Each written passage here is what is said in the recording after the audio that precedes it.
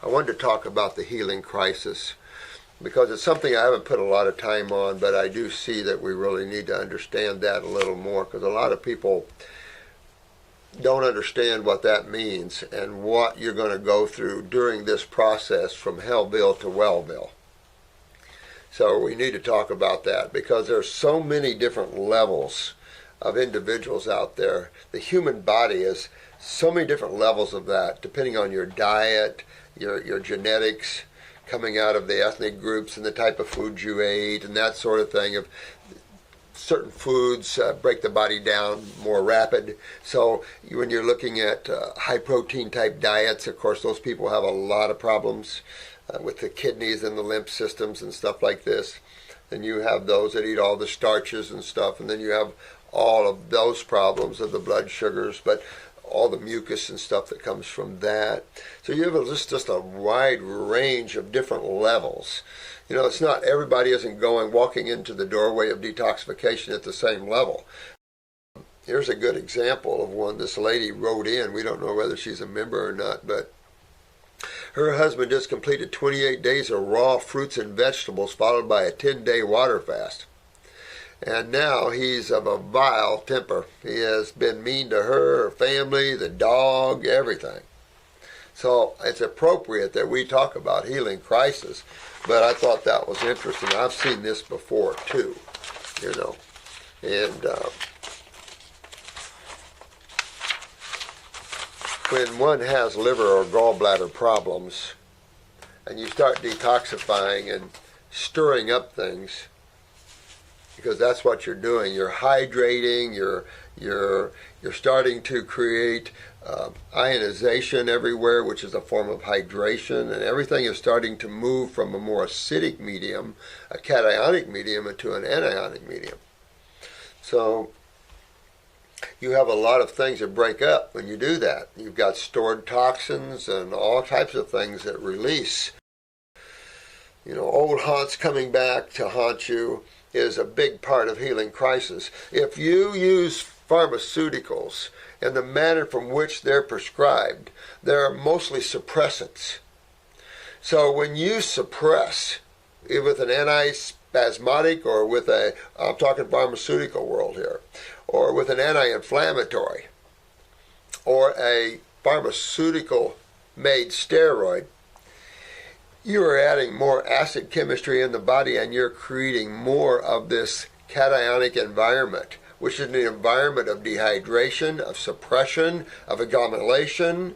And so that adds to it. So you see that, a lot of you saw that already when you took steroids for acne and psoriasis and eczema and stuff like this, and then you came off of them. And wham! Your skin exploded. That's exactly, and it tells you that is a suppressant. Had nothing to do with healing anything. Pharmaceuticals and medical doctors are not about healing and regeneration of tissue. They're not into that. That's not their field. Their field is simply about the world of diseases, which we strongly disagree with. That is man-made concepts, has nothing to do with nature and how nature works and how chemistry and physics. We're just simply an effect of chemistry and physics. Period. It can be tough for some of you, and I've already had a couple of you guys in the office here talking about your healing crisis. One guy had a lot of pain in his ankle and then in his knee. Absolutely. You can identify, so you can tell your clients or for yourself where you could have a little bit of discomfort during a healing crisis, and your eyes will tell you right off. Soon as you see those deeper crypts, those are those lesions in the eye that look deeper. Those are for sure going to be some places. So you can see them in people's throats, even the lacunas, these are just markings in the eye with different levels of depth. Different levels of that. But you can tell, right, whether they're going to have a sore throat and how bad that could be, whether they're going to have pain in the hip or the knees. So you can tell that by looking at these lacunas and crypts, these different fiber patterns in the iris. And, of course, they freak out when you say, well, you could have, well, already did. You did? Yeah. So it's just, and pain. I'm telling you this one case. This was a young lad that the local newspaper brought to us. And he just got back from Moffitt. He had stomach cancer, and he was diagnosed with stomach cancer from Moffitt. And that's a big cancer center in Tampa. And they wanted to remove 2/3 of his stomach and put him on a little chemo and radiation. And the editor of the newspaper actually took him up there because I guess they became friends or something. I don't know, but... So he came in my office after he got back from Tampa, from Moffitt, and he was telling me this story, and he said, well, I wanted to know because I'm making a story about this. We've heard about you, and I'm putting together a story, and I'm going, well, it's just interesting. So he said, and they want about 95 grand, and that'll be about the minimum for that. Well, come to find out, this young lad was from New York City and had been in the hospital multiple times with ulcers. And that, of course, all the warning signs were there for him, and no one was able to help him, of course. And he ran up hundreds of thousands of hospital bills. So he left there, came down here, probably started the same cycle. So I said, well, you know, it's going to be strict, but I'll be glad to help him. I said, it shouldn't cost much. It depends how strict he is and that sort of thing. And the editor said, well, we'll do a story on you, you know, and we'll watch you while you work on him. I said, okay, that sounds good. Needed the publicity. And so I ran him on grapes quite a bit since the newspaper was watching. I think 56 days, I think I had him on grapes at least 40 of them, or 45 of them, I'm sure. But I got a call one day, and his girlfriend said he had passed out on the bathroom floor. I said, he passed out on the bathroom floor? She said, yes, and he claims he can't move, he's paralyzed. And I said, oh, really? And I said, what else? And he said, well, he's throwing up this black stuff, and it's kind of oozing out his butt, too. I'm going, oh, wow. I said, listen, he's in a deep healing crisis. Let him lay there till he feels comfortable, and help him clean him up and get him in bed. So she did. Well, the next day, he called me and said, I said, how you doing, man? He said, I'll tell you what. He said, about an hour or two after she got me to bed, she said, this power came into me that I've never felt. And I tell you, it'll happen to each and every one of you. It's happened to all of us. And it came into him. He said, my God, where did this come from? I said, that's the God force, man. He said, my God. He said, I can't believe how much energy I have and how good I feel. And I said, well, I'm going to send you to a medical doctor here to get re-diagnosed. No stomach cancer left, 56 days. Yeah. So, but you have to be strong with yourself. You have to understand that nature uses water fasting or dry fasting as for its creatures, and we're part of nature. So when you can clean yourself up on food, be thankful, be honestly. So the fruit and the berries and the melons, when you're looking at food, you can't just eat food and get yourself well. You used to be able to shift to fruits, berries, and melons and maybe some salads and do it. You can come a long way with that, but using the botanicals just really puts an icing on the cake. However you look at that. So I've had so many healing crises. I told you about the one, and this was a young lady that had cervical cancer at 30, thyroid cancer at 32, and came to me with pancreatic cancer at 34. They had done a hysterectomy for the first one, thyroidectomy for the second one, and of course told her she was going to pass with the third. So this took me 11 months to get this case, but this was a tough case. Those get me a lot of times, because it's spending 11 months in somebody's world, She came in one day, tumors all over her legs, popping out golf ball sized tumors all over her legs. And her medical doctor, she freaked out and went to her medical doctor, and her medical doctor said, well, her cancer had spread all through her. She didn't have long to live. So she came into my office crying and upset, and I said, he's full of crap. I said, you're just in a healing crisis. Well, by the time the week was over, she had over 50 tumors.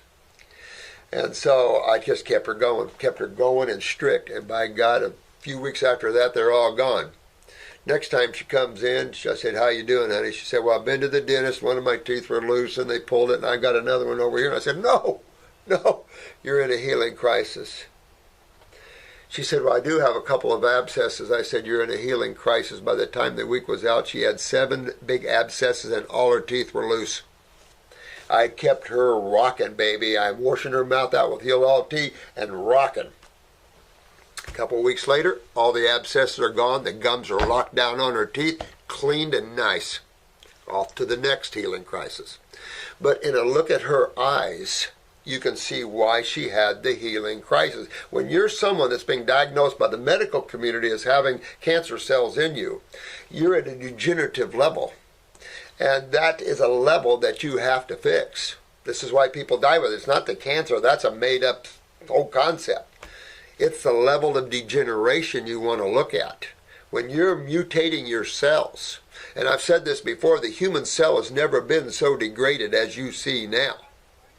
So it's just, we have to turn things around, and thanks to you guys, you beautiful souls out there, you're doing it. You are the higher ones on the planet.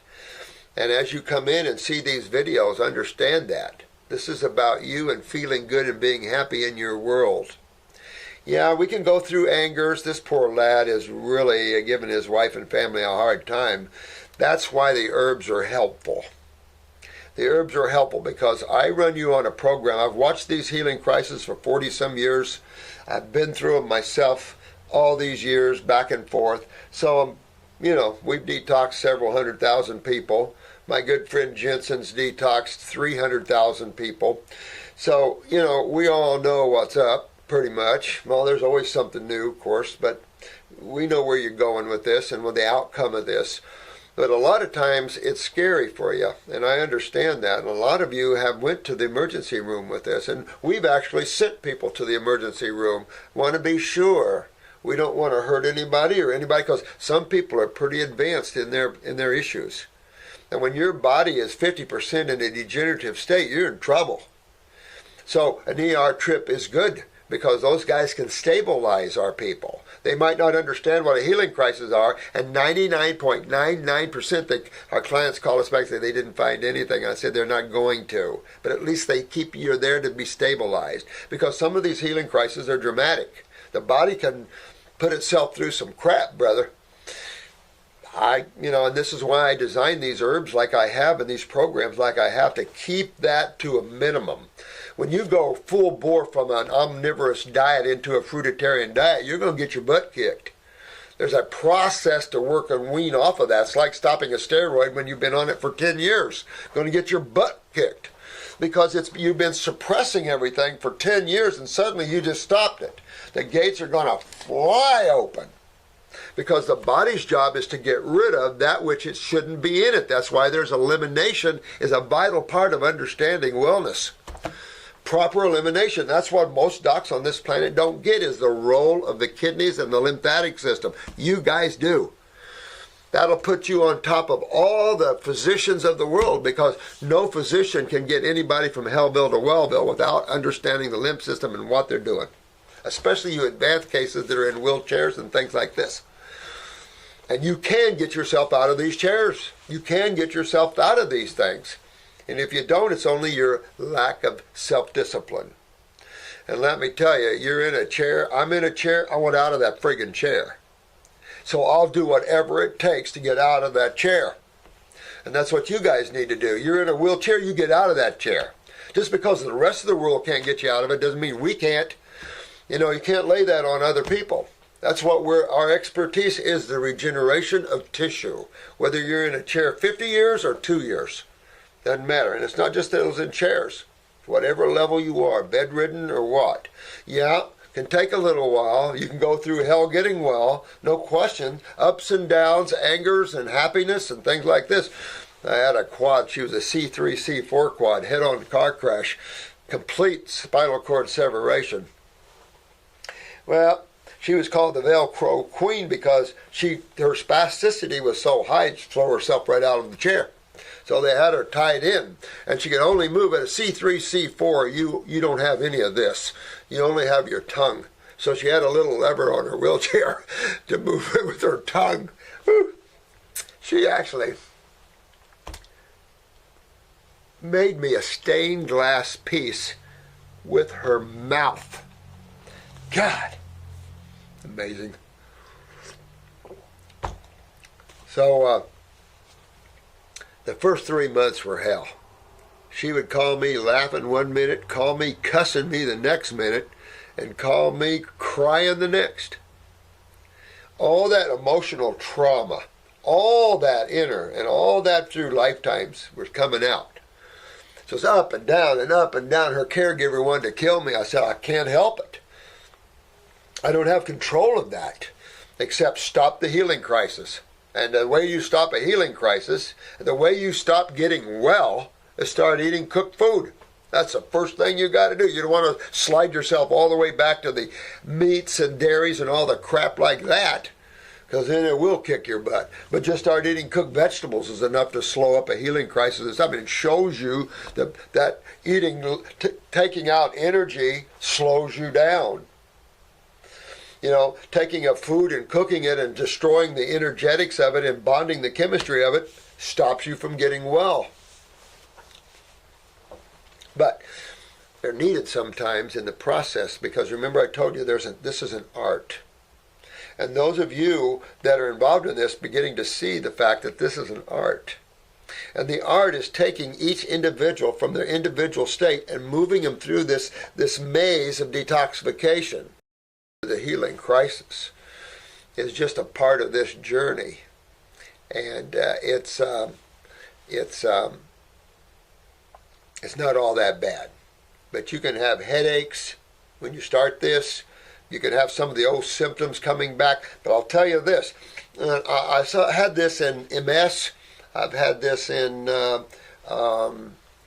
what's that just chokes you off and scars you up? Oh gosh, that slipped my mind. I was trying to think of that the other day. Had a couple of those cases. My God, scleroderma. Oh my God. I had 2 cases in the past that showed me this.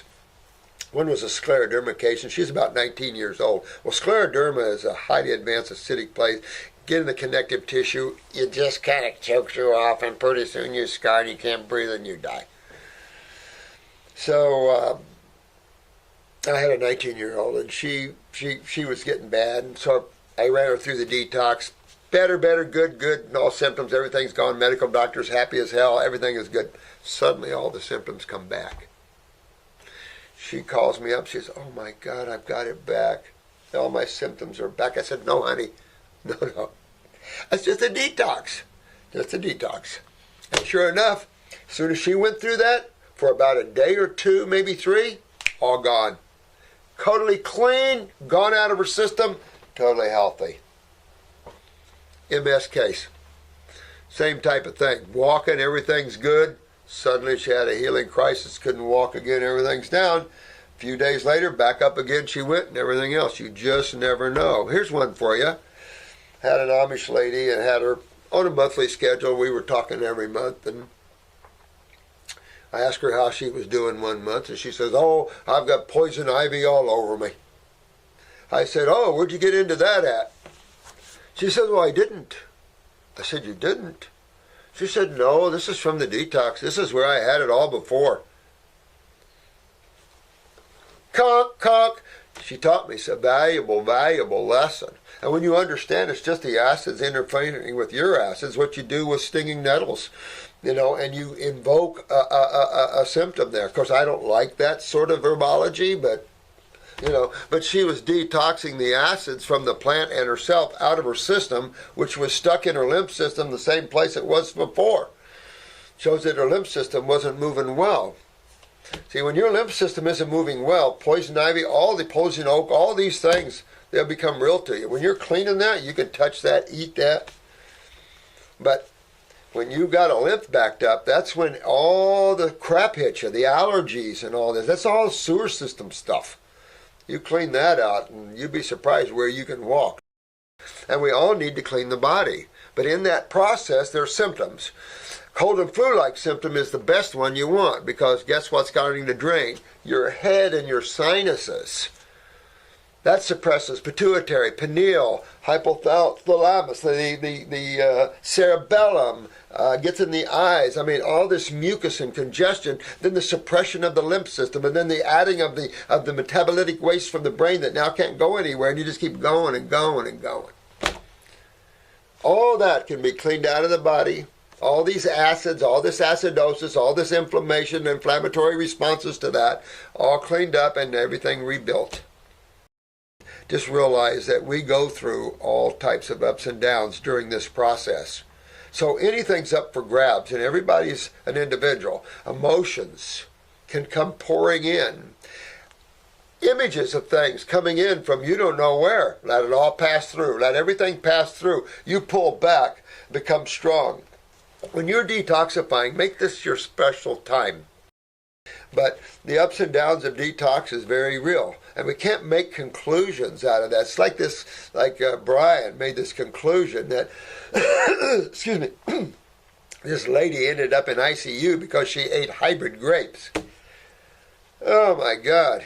I mean, that's the kind of conclusions that some of the people that are trying to be practitioners can make, but you can never be a good practitioner with that kind of consciousness, because you're blaming the very thing that you're using to get them well that no one else had that problem with, and it has nothing to do with that. These are healing crises.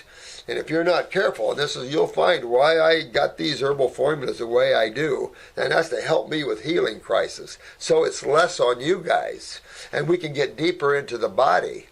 So when you open up the kidneys and everything at the same time, your healing crises are so much better. Some of you are still going to explode through the skin. That one is really tough for me, because you've been building up right under the skin, which is subcutaneous. It's called subcutaneous layers of the skin. So it's under the dermis, epidermis, and subcutaneous. So it's hiding under there, affecting the redness of the dermis.